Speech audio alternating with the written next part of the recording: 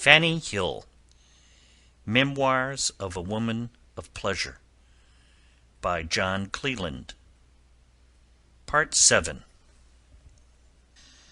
On the landing-place of the first pair of stairs we were met by a young gentleman, extremely well dressed, and a very pretty figure, to whom I was to be indebted for the first essay of the pleasures of a house. He saluted me with great gallantry, and handed me into the drawing-room, the floor of which was overspread with the Turkey carpet, and all its furniture voluptuously adapted to every demand of the most studied luxury. Now too it was, by means of a profuse illumination, enlivened by a light scarce inferior, and perhaps more favourable to joy, more tenderly pleasing, than that of broad sunshine. On my entrance into the room, I had the satisfaction to hear a buzz of approbation run through the whole company, which now consisted of 4 gentlemen, including my particular. This was the cant term of the house for one's gallant for the time. The 3 young women in a sweet, flowing dishabille, the mistress of the academy, and myself. I was welcomed and saluted by a kiss all round, in which, however, it was easy to discover, in the superior warmth of that of the men, the distinction of the sexes. Awed and confounded as I was at seeing myself surrounded, caressed, and made court to by so many strangers, I could not immediately familiarize myself to all that air of gaiety and joy which dictated their compliments and animated their caresses. They assured me that I was so perfectly to their taste as to have but one fault against me, which I might easily be cured of, and that was my modesty. This, they observed, might pass for a beauty, the more with those who wanted it for a heightener, but their maxim was, that it was an impertinent mixture, and dashed the cup so as to spoil the sincere draught of pleasure. They considered it, accordingly, as their mortal enemy, and gave it no quarter whenever they met with it. This was a prologue not unworthy of the revels that ensued. In the midst of all the frolic and wantonness which this joyous band had presently, and all naturally, run into, an elegant supper was served in, and we sat down to it, my spark elect placing himself next to me, and the other couples without order or ceremony. The delicate cheer and good wine soon banished all reserve. The conversation grew as lively as could be wished, without taking too loose a turn. These professors of pleasure knew too well to stale impressions of it, or evaporate the imagination in words, before the time of action. Kisses, however, were snatched at times, or where a handkerchief round the neck interposed its feeble barrier, it was not extremely respected. The hands of the men went to work with their usual petulance, till the provocations on both sides rose to such a pitch that my particular's proposal for beginning the country dances was received with instant assent, for, as he laughingly added, he fancied the instruments were in tune. This was a signal for preparation that the complaisant Mrs. Cole, who understood life, took her cue of disappearing, no longer so fit for personal service herself, and content with having settled the order of battle, she left us the field to fight it out at discretion. As soon as she was gone, the table was removed from the middle and became a sideboard. A couch was brought into its place, of which, when I whisperingly inquired the reason of my particular, he told me that, as it was on my account chiefly that this convention was met, the parties intended at once to humour their taste of variety in pleasures, and, by an open public enjoyment, to see me broke of any taint of reserve or modesty, which they looked on as the poison of joy, that, though they occasionally preached pleasure and lived up to the text, they did not enthusiastically set up for missionaries,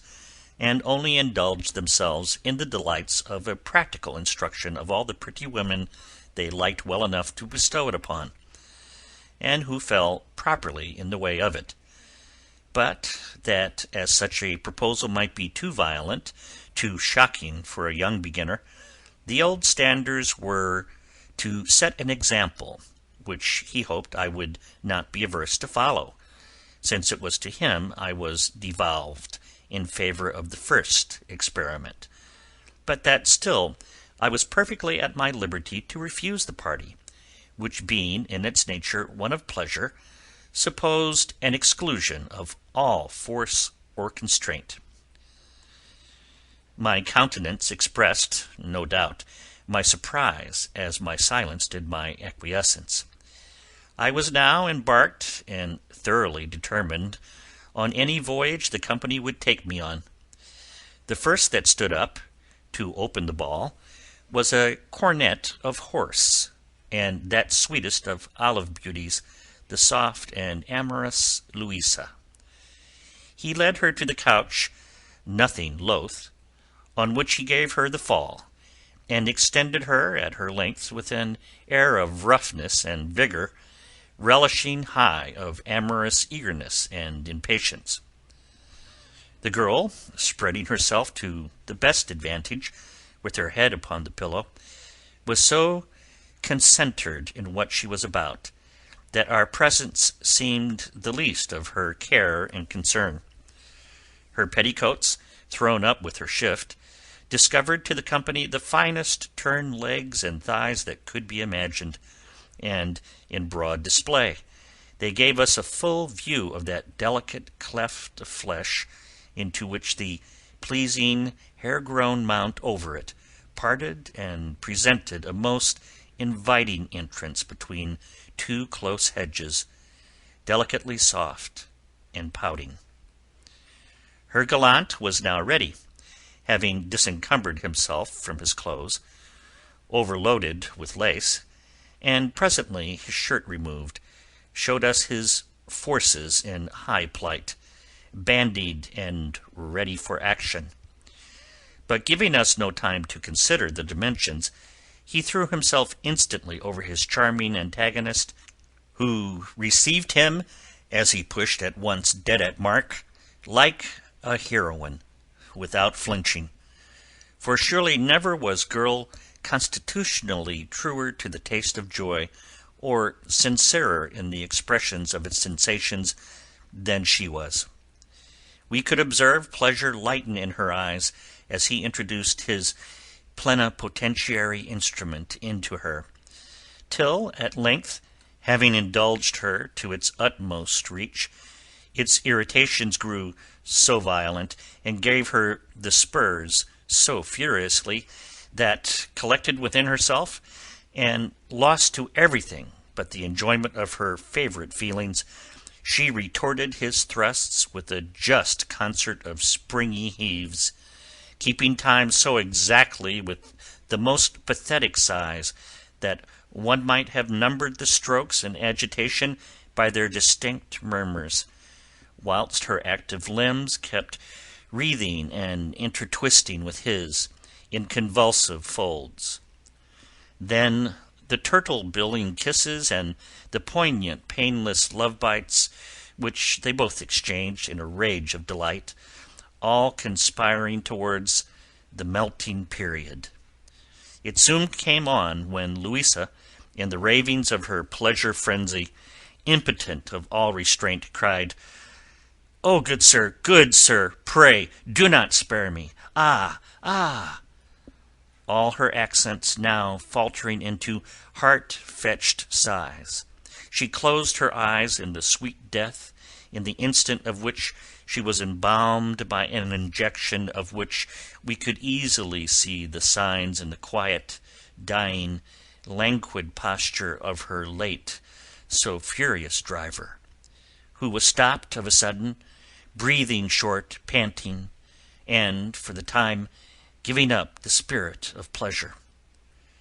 As soon as he was dismounted, Louisa sprung up, shook her petticoats, and running up to me gave me a kiss and drew me to the sideboard, to which she was herself handled by her gallant, where they made me pledge them in a glass of wine and toast a droll health of Louisa's proposal in high frolic.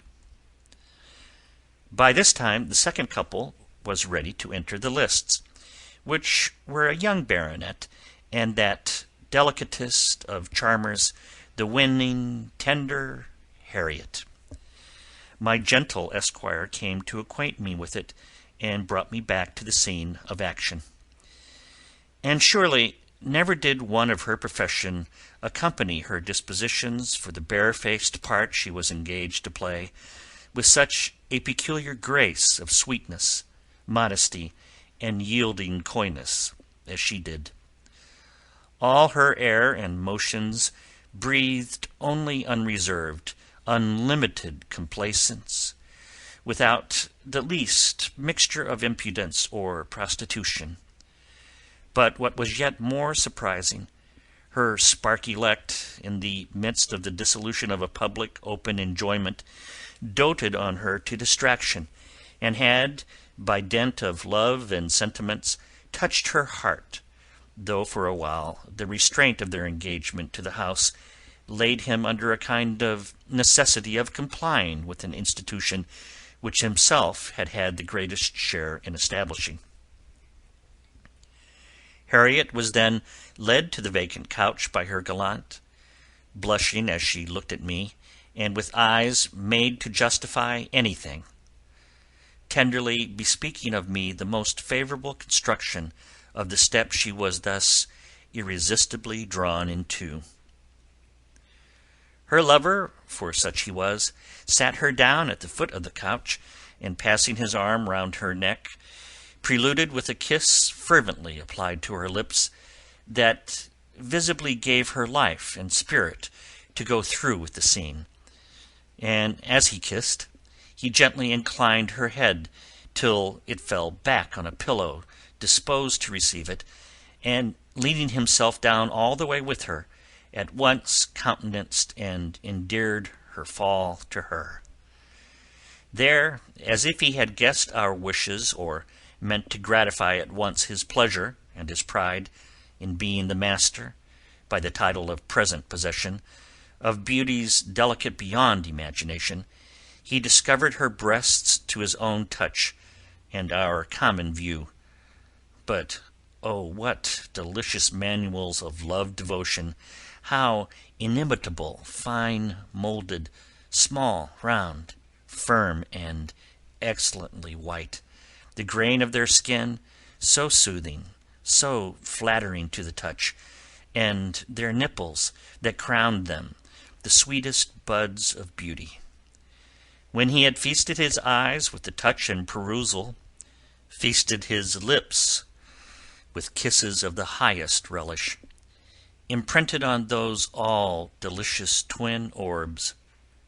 he proceeded downwards. Her legs still kept the ground, and now with the tenderest attention not to shock or alarm her too suddenly, he by degrees rather stole than rolled up her petticoats, at which, as if a signal had been given, Louisa and Emily took hold of her legs in pure wantonness, and, in ease to her, kept them stretched wide abroad. Then lay exposed, or, to speak more properly, displayed, the greatest parade in nature of female charms. The whole company, who, except myself, had often seen them, seemed as much dazzled, surprised, and delighted, as anyone could be who had now beheld them for the first time. Beauties so excessive could not but enjoy the privileges of eternal novelty. Her thighs were so exquisitely fashioned that, either more in or more out of flesh than they were, they would have declined from that point of perfection they presented. But what infinitely enriched and adorned them was the sweet intersection formed, where they met, at the bottom of the softest, smoothest, whitest belly, by that central furrow which nature had sunk there between the soft relief of two pouting ridges, and which in this was in perfect symmetry of delicacy and miniature with the rest of her frame. No, nothing in nature could be of a beautifuller cut. Then the dark umbrage of the downy spring moss that overarched it bestowed on the luxury of the landscape a touching warmth, a tender finishing, beyond the expression of words, or even the paint of thought. Her truly enamoured gallant, who had stood absorbed and engrossed by the pleasure of the sight long enough to afford us time to feast ours, no fear of glutting, addressed himself at length to the materials of enjoyment, and lifting the linen veil that hung between us and his master member of the revels, exhibited one whose eminent size proclaimed the owner a true woman's hero. He was, besides, in every other respect an accomplished gentleman, and in the bloom and vigour of youth. Standing then between Harriet's legs, which were supported by her two companions at their widest extension, with one hand he gently disclosed the lips of that luscious mouth of nature, whilst with the other he stooped his mighty machine to its lure, from the height of his stiff stand-up towards his belly. The lips, kept open by his fingers, received its broad, shelving head of coral hue, and when he had nestled in it, he hovered there a little, and the girls then delivered over to his hips the agreeable office of supporting her thighs. And now, as if meant to spin out his pleasure and give it the more play for its life, he passed up his instrument so slow that we lost sight of it inch by inch, till at length it was wholly taken into the soft laboratory of love, and the mossy mounts of each fairly met together. In the meantime, we could plainly mark the prodigious effect the progressions of this delightful energy wrought in this delicious girl, gradually heightening her beauty as they heightened her pleasure. Her countenance and whole frame grew more animated, the faint blush of her cheeks, gaining ground on the white, deepened into a florid, vivid vermilion glow. Her naturally brilliant eyes now sparkled with tenfold lustre. Her languor was vanished, and she appeared quick-spirited and alive all over. He now fixed, nailed, this tender creature with his home-driven wedge, so that she lay passive by force and unable to stir, till, beginning to play a strain of arms against this vein of delicacy, as he urged the to and fro confriction, he awakened, roused, and touched her so to the heart, that, unable to contain himself, she could not but reply to his motions as briskly as her nicety of frame would admit of, till the raging stings of the pleasure rising towards the point made her wild with the intolerable sensations of it, and she now threw her legs and arms about at random, as she lay lost in the sweet transport, which on his side declared itself by quicker, eager thrusts, convulsive gasps, burning sighs, swift, laborious breathings, eyes darting humid fires, all faithful tokens of the imminent approach of the last gasp of joy. It came on at length.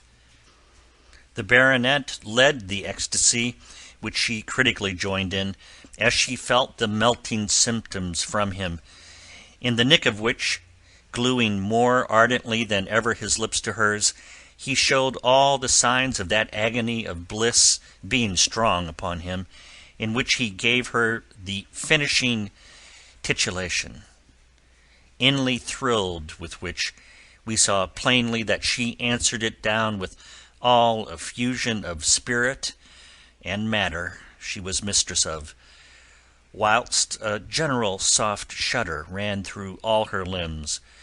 which she gave a stretch out of, and lay motionless, breathless, dying with the dear delight,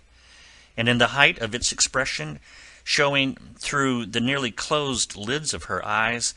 just the edges of their black, the rest being rolled strongly upwards in their ecstasy. Then her sweet mouth appeared languishingly open, with the tip of her tongue leaning negligently towards the lower range of her white teeth, whilst the natural ruby colour of her lips glowed with heightened life. Was not this a subject to dwell upon? And, accordingly, her lover still kept on her with an abiding delectation, till compressed, squeezed, and distilled to the last drop, he took leave with one fervent kiss, expressing satisfied desires, but unextinguished love. As soon as he was off, I ran to her, and sitting down on the couch by her, raised her head, which she declined gently, and hung on my bosom, to hide her blushes and confusion at what had passed, till by degrees she recomposed herself and accepted of a restorative glass of wine from my spark, who had left me to fetch it for her, whilst her own was readjusting his affairs and buttoning up, after which he led her, leaning languishingly upon him, to our stand of view round the couch. And now Emily's partner had taken her out for her share in the dance, when this transcendently fair and sweet-tempered creature readily stood up,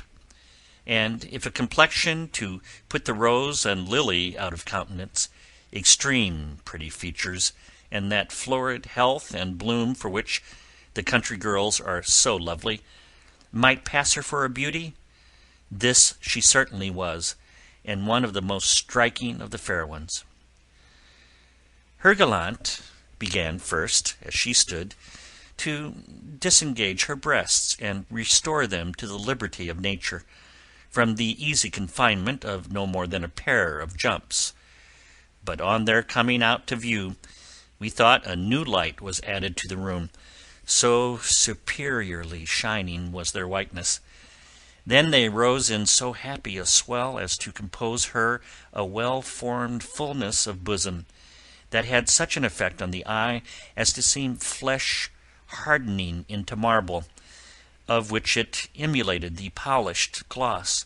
and far surpassed even the whitest in the life and lustre of its colours, white veined with blue. Refrain who could from such provoking enticements to it in reach. He touched her breasts, first lightly, when the glossy smoothness of the skin eluded his hand, and made it slip along the surface. He pressed them, and the springy flesh that filled them, thus pitted by force, rose again reboundingly with his hand, and on the instant effaced the pressure. And alike indeed was the consistence of all those parts of her body throughout, where the fullness of flesh compacts and constitutes all that fine firmness which the touch is so highly attached to. When he had thus largely pleased himself with this branch of dalliance and delight, he trussed up her petticoat and shift in a wisp to her waist, where, being tucked in, she stood fairly naked on every side.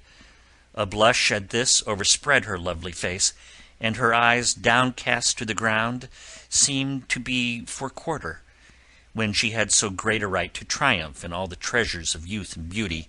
that she now so victoriously displayed. Her legs were perfectly well shaped, and her thighs, which she kept pretty close, showed so white, so round, so substantial and abounding in firm flesh, that nothing could offer a stronger recommendation to the luxury of the touch, which he accordingly did not fail to indulge himself in. Then, gently removing her hand, which in the first emotion of natural modesty she had carried thither, he gave us rather a glimpse than a view of that soft, narrow chink running in its length downwards, and hiding the remains of it between her thighs. But plain was to be seen the fringe of light brown curls in beauteous growth over it, that with their silky gloss creating a pleasing variety from the surrounding white, whose lustre too their gentle embrowning shade considerably raised. Her spark then endeavoured, as she stood, by disclosing her thighs, to gain us a completer sight of that central charm of attraction, but not obtaining it so conveniently in that attitude, he led her to the foot of the couch, and bringing to it one of the pillows, gently inclined her head down, so that, as she leaned with it over her crossed hands, straddling with her thighs widespread, and jutting her body out, she presented a full back view of her person, naked to the waist. Her posteriors, plump, smooth, and prominent, formed luxuriant tracts of animated snow that splendidly filled the eye till it was commanded down the parting or separation of those exquisitely white cliffs by their narrow vale, and was there stopped and attracted by the embowered bottom cavity that terminated this delightful vista, and stood moderately gaping from the influence of her bended posture, so that the agreeable interior red of the sides of the orifice came into view, and with respect to the white that dazzled round it, gave somewhat the idea of a pink slash in the glossiest white satin. Her gallant, who was a gentleman about 30, somewhat inclined to a fatness that was in no sort displeasing, improving the hint thus tendered him in this mode of enjoyment, after settling her well in this posture, and encouraging her with kisses and caresses to stand him through, drew out his affair ready erected, and whose extreme length, rather disproportioned to its breadth, was the more surprising, as that excess is not often the case with those of his corpulent habit. Making then the right and direct application, he drove it up to the guard, whilst the round bulge of those Turkish beauties of hers, tallying with the hollow made with the bent of his belly and thighs, as they curved inwards, brought all those parts, surely not undelightfully, into warm touch and close conjunction, his hands, as he kept passing round her body, and employed in toying with her enchanting breasts. As soon, too, as she felt him at home as he could reach, she lifted her head a little from the pillow, and turning her neck, without much straining, but her cheeks glowing with the deepest scarlet, and a smile of the tenderest satisfaction, met the kiss as he pressed forward to give her, as they were thus closely joined together. When leaving him to pursue his delights, she hid again her face and blushes with her hands in pillow, and thus stood passively and as favourably too as she could, whilst he kept laying at her with repeated thrusts, and making the flesh meeting on both sides resound again with the violence of them. Then, ever as he beckoned from her, he could see between them part of his long white staff foamingly in motion, till, as he went on again and closed with her, the interposing hillocks took it out of sight. Sometimes he took his hands from the semi-globes of her bosoms, and transferred the pressure of them to those larger ones, the present subjects of his soft blockade, which he squeezed, grasped, and played with, till at length a pursuit of driving, so hotly urged, brought on the height of the fit, and with such overpowering pleasure that his fair partner became now necessarily to support him, panting, fainting, and dying as he discharged, which she no sooner felt the killing sweetness of, than, unable to keep her legs, and yielding to the mighty intoxication, she reeled, and falling forward on the couch, made it a necessity for him, if he would preserve the warm pleasure-hold, to fall upon her, where they perfected in a continued conjunction of body and ecstatic flow their scheme of joys for that time. As soon as he had disengaged, the charming Emily got up, and we crowded round her with congratulations and other officious little services, for it is to be noted that though all modesty and reserve were banished from the transaction of these pleasures, good manner and politeness were inviolably observed. Here was no gross ribaldry, no offensive or rude behaviour, or ungenerous reproaches to the girls for their compliance and the humours and desires of the men. On the contrary, nothing was wanting to soothe, encourage, and soften the sense of their condition to them. Men know not, in general, how much they destroy of their own pleasure when they break through the respect and tenderness due to our sex, and even to those of it who live only by pleasing them. And this was a maxim perfectly well understood by these polite voluptuaries, these profound adepts in the great art and science of pleasure, who never showed these votaries of theirs a more tender respect than at the time of those exercises of their complaisance,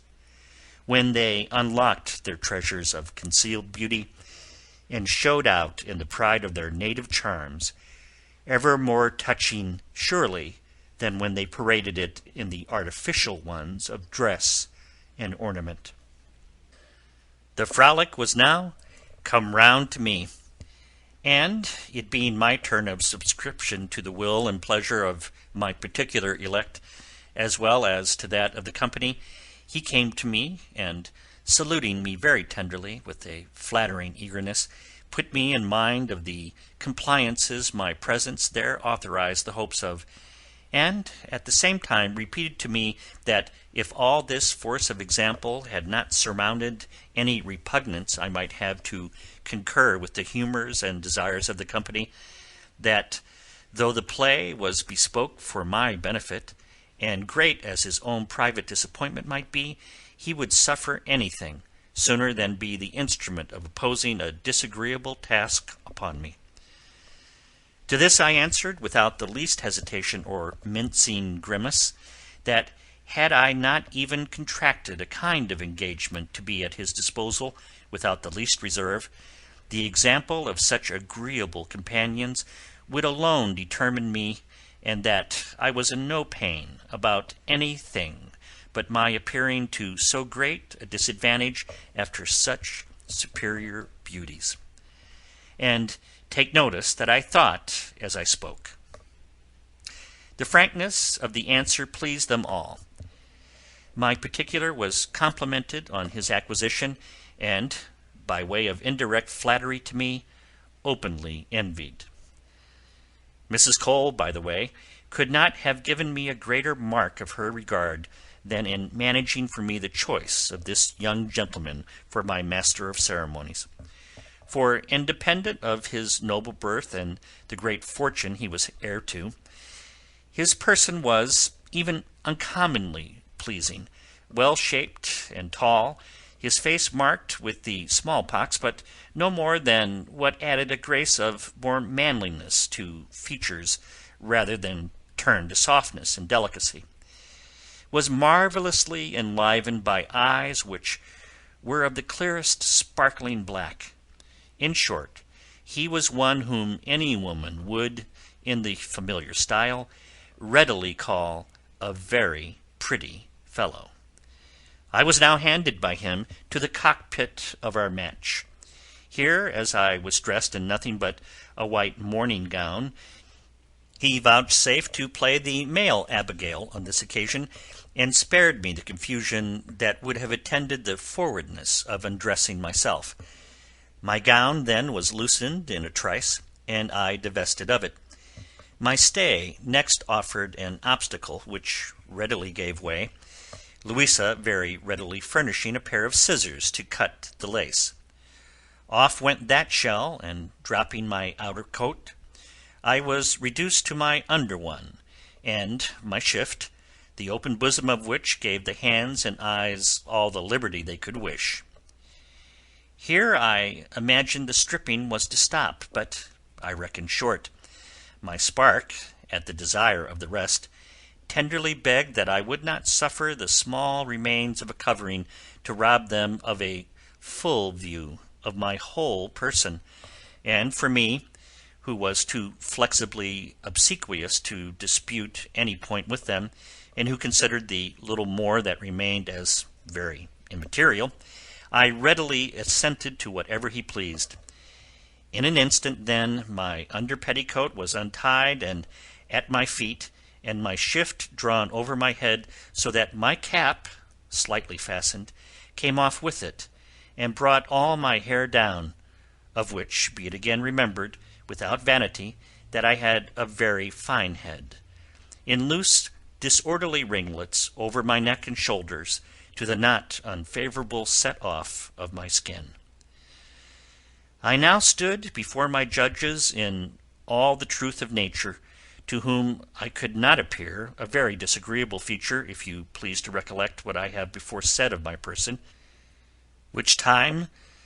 that at certain periods of life robs us every instant of our charms, had, at that of mine, then greatly improved into full and open bloom, for I wanted some months of 18. My breasts, which in the state of nudity are ever capital points, now in no more than in graceful plenitude, maintained a firmness and steady independence of any stay or support that dared and invited the test of the touch. Then I was as tall, as slim-shaped as could be consistent with all that juicy plumpness of flesh, ever the most grateful to the senses of sight and touch, which I owed to the health and youth of my constitution. I had not, however, so thoroughly renounced all innate shame as not to suffer great confusion at the state I saw myself in, but the whole troop round me, men and women, relieved me with every mark of applause and satisfaction, every flattering attention to raise and inspire me with even sentiments of pride on the figure I made, which, my friend gallantly protested, infinitely outshone all other birthday finery whatever, so that had I leave to set down for sincere all the compliments these connoisseurs overwhelmed me with upon this occasion, I might flatter myself with having passed my examination with the approbation of the learned. My friend, however, who for this time had alone the disposal of me, humoured their curiosity, and perhaps his own, so far that he placed me in all the variety of postures and lights imaginable, pointing out every beauty under every aspect of it, not without such parentheses of kisses, such inflammatory liberties of his roving hands, as made all shame fly before them, and a blushing glow give place to a warmer one of desire, which led me even to find some relish in the present scene. But in this general survey, you may be sure, the most material spot of me was not excused the strictest visitation, nor was it but agreed that I had not the least reason to be diffident of passing even for a maid on occasion. So inconsiderable a flaw had my preceding adventures created there, and so soon had the blemish of an overstretch been repaired and worn out at my age, and in my naturally small make in that part. Now, whether my partner had exhausted all the modes of regaling the sight or touch, or whether he was now ungovernably wound up to strike, I know not, but briskly throwing off his clothes, the prodigious heat bred by a close room, a great fire, numerous candles, and even the inflammatory warmth of these scenes, induced him to lay aside his shirt too, when his breeches, before loosened, now gave up their contents to view, and showed in front the enemy I had to engage with, stiffly bearing up the port of its head unhooded and glowing red. Then I plainly saw what I had to trust to. It was one of those just, true-sized instruments of which the masters have a better command than the more unwieldy, inordinate-sized ones are generally under. Straining me then close to his bosom, as he stood up foreright against me, and applying to the obvious niche its particular idol, he aimed at inserting it, which, as I forwardly favoured, he effected at once by canting up my thighs over his naked hips, and made me receive every inch and close home, so that, stuck upon the pleasure pivot and clinging round his neck, in which and in his hair I hid my face, burningly flushing with my present feelings as much as with shame, my bosom glued to his, he carried me once round the couch, on which he then, without quitting the middle fastness or dischannelling, laid me down and began the pleasure grist. But so provokingly predisposed and primed as we were, by all the moving sights of the night, our imagination was too much heated up not to melt us of the soonest, and accordingly I no sooner felt the warm spray darted up my inwards from him, but I was punctually on flow to share the momentary ecstasy. But I had even greater reason to boast of our harmony,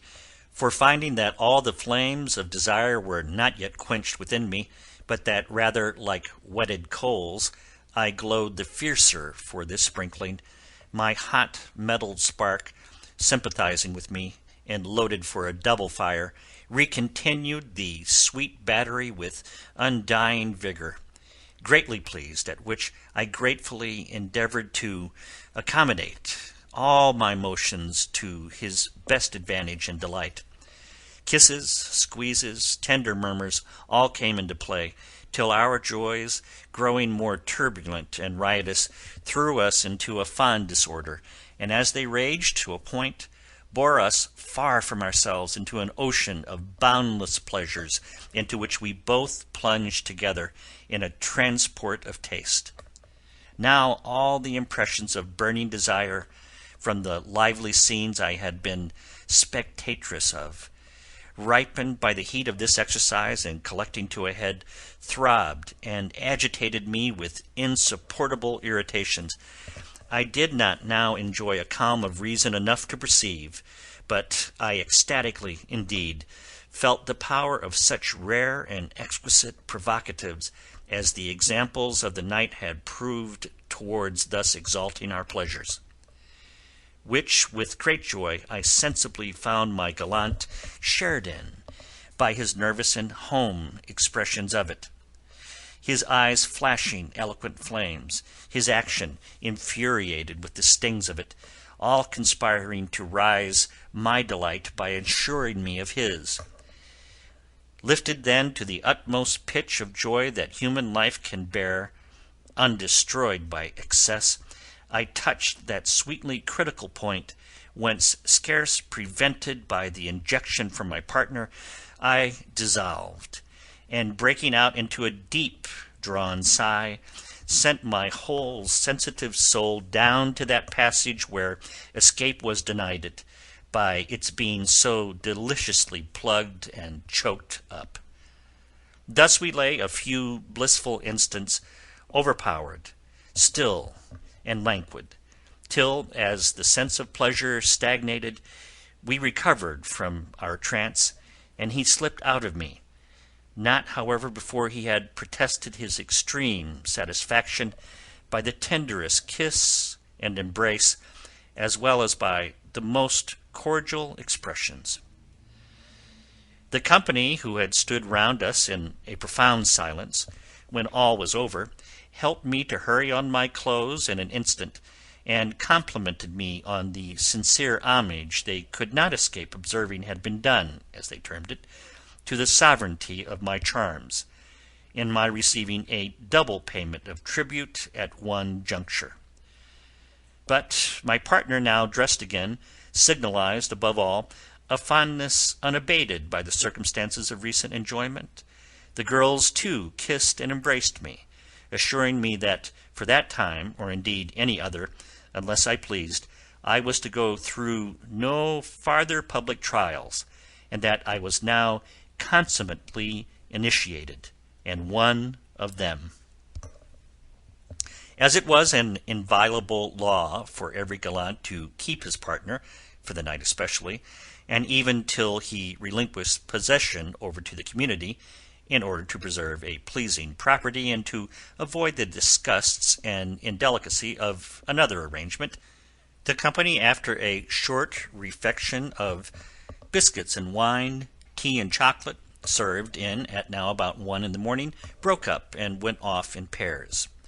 Mrs. Cole had prepared my spark and me an occasional field bed, to which we retired, and there ended the night in one continued strain of pleasure, sprightly and uncloyed enough for us not to have formed one wish for its ever knowing an end. In the morning, after a restorative breakfast in bed, he got up, and with very tender assurances of a particular regard for me, left me to the composure and refreshment of a sweet slumber, waking out of which, and getting up to dress before Mrs. Cole should come in, I found in one of my pockets a purse of guineas, which he had slipped there, and just as I was musing on a liberality I had certainly not expected, Mrs. Cole came in, to whom I immediately communicated the present, and naturally offered her whatever share she pleased, but assuring me that the gentleman had very nobly rewarded her, she would on no terms, no entreaties, no shape I could put it in, receive any part of it. Her denial, she observed, was not affectation of grimace, and proceeded to read me such admirable lessons on the economy of my person and my purse as I became amply paid for my general attention and conformity to in the course of my acquaintance with the town.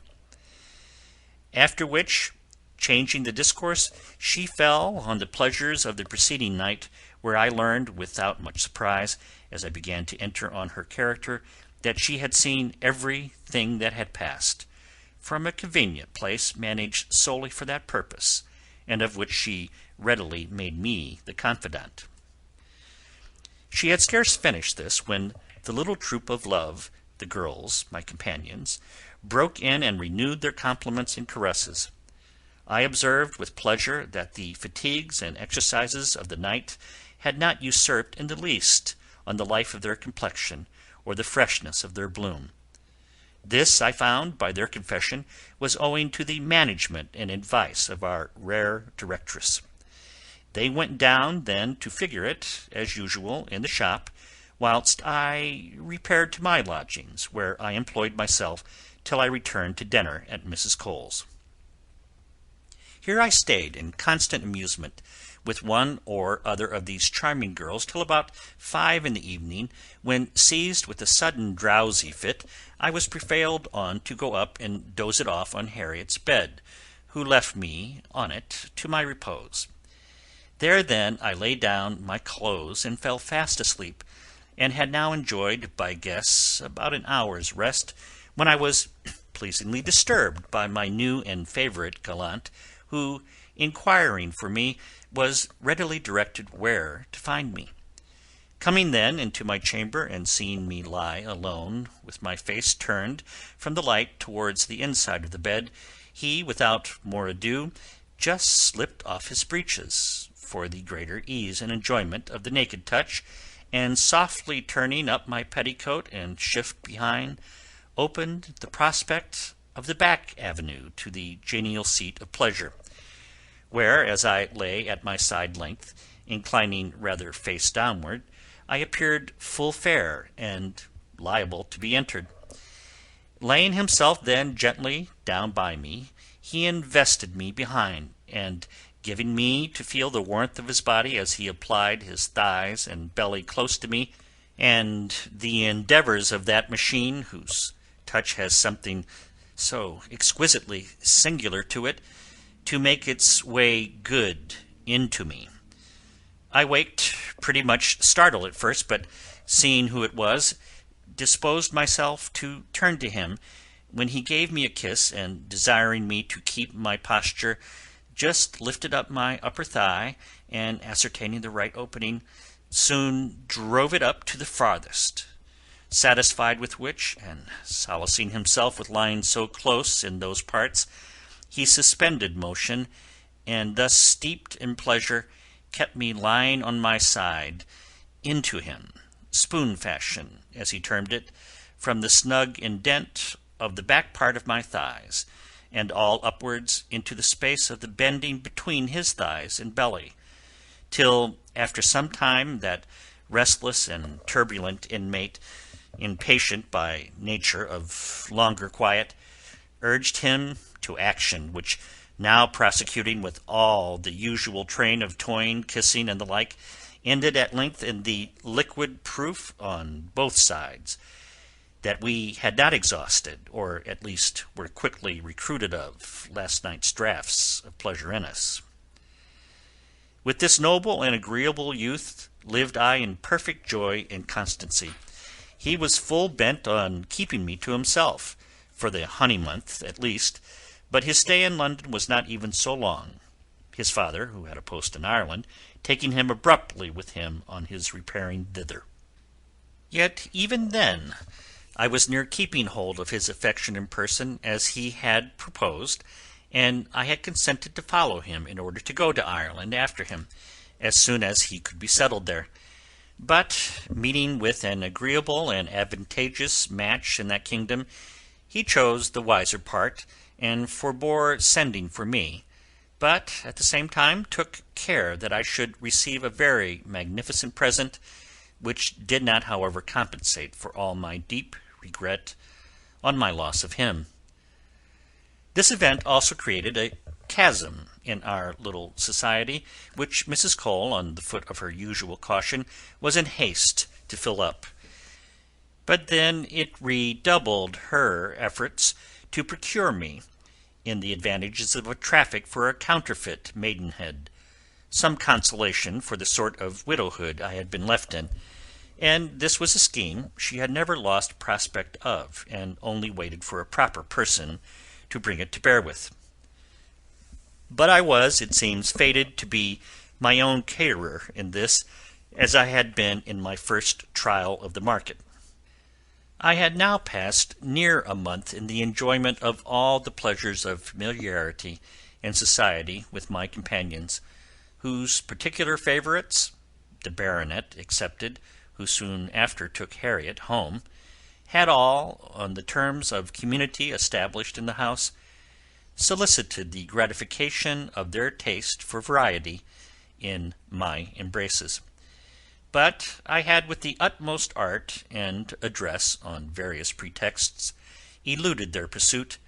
without giving them cause to complain, and this reserve I used neither out of dislike of them or disgust of the thing, but my true reason was my attachment to my own, and my tenderness of invading the choice of my companions, who, outwardly exempt, as they seemed, from jealousy, could not but, in secret,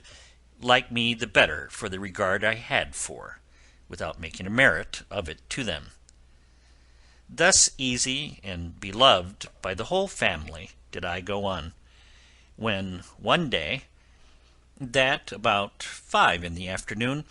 I stepped over to a fruiterer's shop in Covent Garden to pick some table fruit for myself and the young women. I met with the following adventure. Whilst I was chaffering for the fruit I wanted, I observed myself followed by a young gentleman whose rich dress first attracted my notice. For the rest, He had nothing remarkable in his person, except that he was pale, thin-made, and ventured himself upon legs rather of the slenderest. Easy was it to perceive, without seeming to perceive it, that it was me he wanted to be at, and keeping his eyes fixed on me till he came to the same basket that I stood at, and cheapening, or rather giving the first price asked for the fruit, began his approaches. Now, most certainly, I was not at all out of figure to pass for a modest girl. I had neither the feathers nor fumet of a tawdry town miss, a straw hat, a white gown, clean linen, and above all, a certain natural and easy air of modesty, which the appearances of never forsook me, even on those occasions that I most broke in upon it in practice, were all signs that gave him no opening to conjecture my condition. He spoke to me, and this address, from a stranger throwing a blush into my cheeks that still set him wider off the truth, I answered him with an awkwardness and confusion the more apt to impose,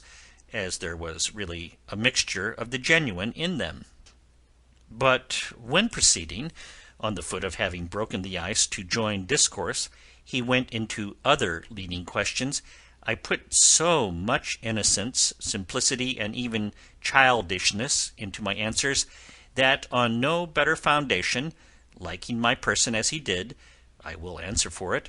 he would have been sworn for my modesty. There is, in short, in the men,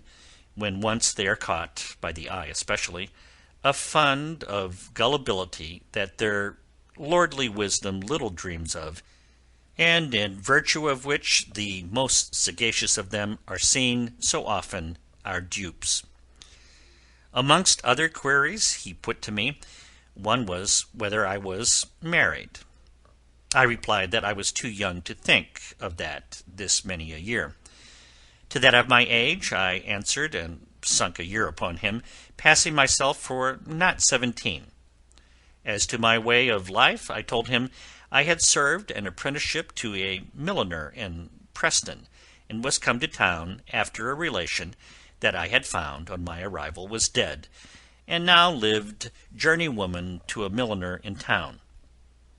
That last article, indeed, was not much of the side of what I pretended to pass for, but it did pass under favour of the growing passion I inspired with him. After he had next got out of me, very dexterously as he thought, what I had no sort of designs to make reserve of, my mistress' name and place of abode, he loaded me with fruit, all the rarest and dearest he could pick out, and sent me home, pondering on what might be the consequence of this adventure.